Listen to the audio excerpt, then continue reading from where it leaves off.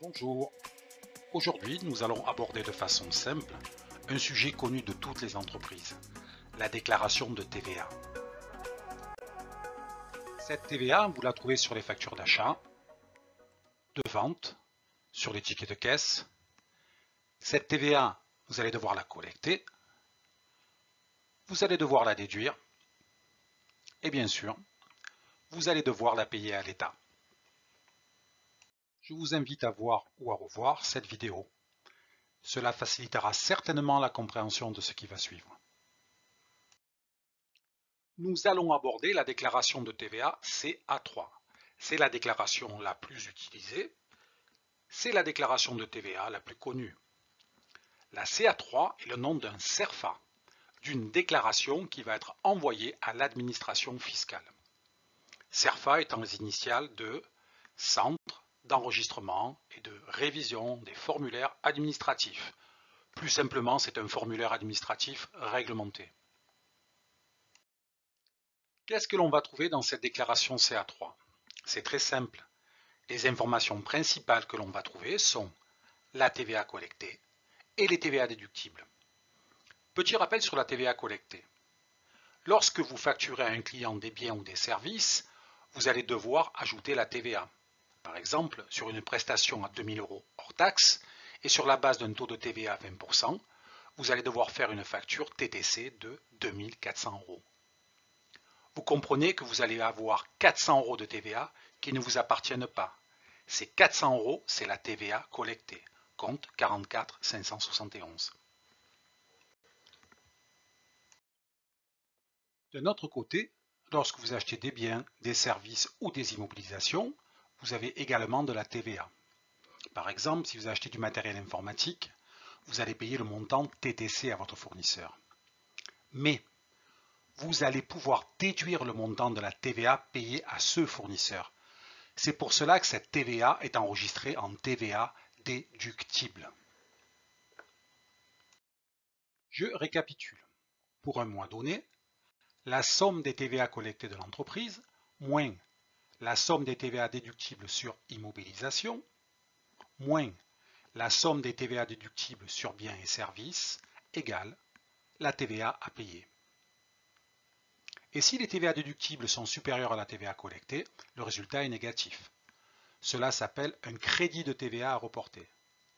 Comme son nom l'indique, ce crédit de TVA sera reporté en moins le mois suivant dans la nouvelle déclaration de TVA CA3. Et si l'entreprise décide de ne pas reporter ce crédit, elle peut demander un remboursement à l'administration fiscale. Comment remplir la déclaration de TVA CA3? Premièrement, vous devez remplir les renseignements permettant d'identifier votre entreprise, sa raison sociale, son adresse, etc. Vous allez ensuite remplir le montant des opérations réalisées dans le mois précédent pour leur montant hors taxe. Le mois précédent, puisqu'il faut attendre le mois complet pour pouvoir établir la déclaration de TVA. Elle doit être remise à l'administration fiscale entre le 19 et le 24 du mois, en fonction de la région où vous êtes. Concrètement, à l'aide de votre PGI, vous éditez les balances des comptes de TVA, ainsi que les comptes de vente, les comptes 70 du mois concerné, et vous complétez la ligne A1. On calcule maintenant la TVA à payer. Vous allez reporter dans les lignes 8, 9 et 9B les comptes 70, les comptes de vente, et les comptes 44 571, les comptes de TVA collectés. Attention de bien respecter les différents taux de TVA. Les TVA déductibles doivent être reportés sur les lignes 19 et 20. Sur la ligne 25 apparaît le calcul de la TVA due ou du crédit de TVA. Voici une illustration chiffrée simple de ce que nous venons de voir. Nous avons réalisé 148 550 € de chiffre d'affaires hors taxe le mois précédent. Ces ventes se décomposent en 89 800 € soumis à un taux de TVA de 20% et 58 750 € soumis à un taux de TVA de 10%.